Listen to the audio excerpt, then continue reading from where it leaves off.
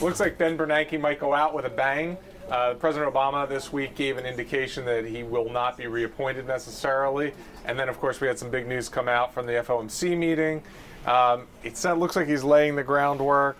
The words were all parsed. What exactly do we think about? I mean, it just occurs to me too that a lot of what we're saying, we already kind of knew all this. Even President Obama saying, that Bernanke probably stayed on longer than he thought. I mean, I think we already kind of knew that from Bernanke himself. He's got about 4 or 5 meetings left. Exactly. Started this off yesterday with some new. I mean, started out looking not like a lot of news out of the statement, but then of course he started talking then he started talking and explaining a lot about what the Fed's plan and base case scenario is, and starting to actually pull back from some of these bond purchases.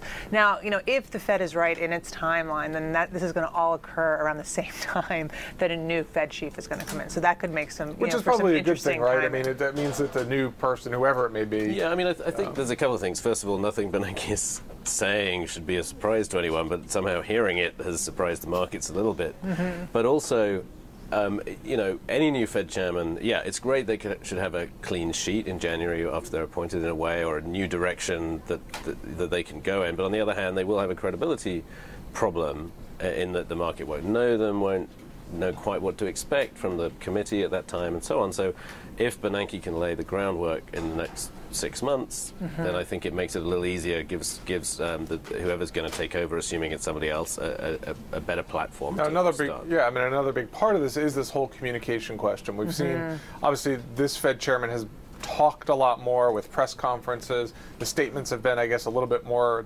granular than they had been in the past, and yet there still seems to be this parsing. You've kind of seized on this idea that there was a lot of statement, but really a couple of words really made the difference. And I think this is one of the things. Like when Bernanke first came in, he wanted to depart from Greenspan and be like, okay, we're going to lay it out, like what our thinking is, and then let the markets kind of adjust to economic data. But one of the problems with this is, I think, he's underestimated how quickly the market will just seize on certain words. Like, for example, yesterday he talked about tapering and went out of his way to say this is not tightening, this is not the Fed. And it's conditional on all these other things? This could change, It's like no one heard that. All people heard was tapering. So why does that happen? I think markets are obviously irrational. I think you have irrational players in markets. You have people latch onto a certain thing. Everybody's trying to figure out when. I think everybody has to know this is going to happen, right? So, we know that bond buying isn't going on indefinitely. Right, so people latch onto something, but then they hear it, and suddenly somebody wakes up and so maybe it'll be 3 months earlier than I thought. Or if you watch stock markets, and maybe to a lesser extent bond markets, it's like they don't come across as the smartest markets. What does it say about the Fed's communication strategy?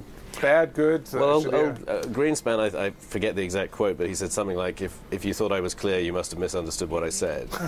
Right? And Bernanke, as Agnes says, has taken the opposite approach. For my money, I'm glad they're explaining more than they used to, but you're still going to get people interpret the very simplistic version. Agnes, I think, feels a little differently about that. My feeling is just like, I think it may be time for a little bit more mystery. That I think, again, the more that you talk, again, it's like now you have a nice quote from Ben Bernanke talking about tapering, and here's the timeline, right? And that's what people are going to take away. I think it's this idea of like anybody that's been quoted, right, is that's what they're going to seize on. And so I don't know. My feeling is a little bit more mystery around this, and then the market's going to have to actually look at the data and wait for the data before it moves. Two different views there. We will keep an eye on Ben Bernanke as he probably wraps up his turn. We'll be back with more breaking views tomorrow.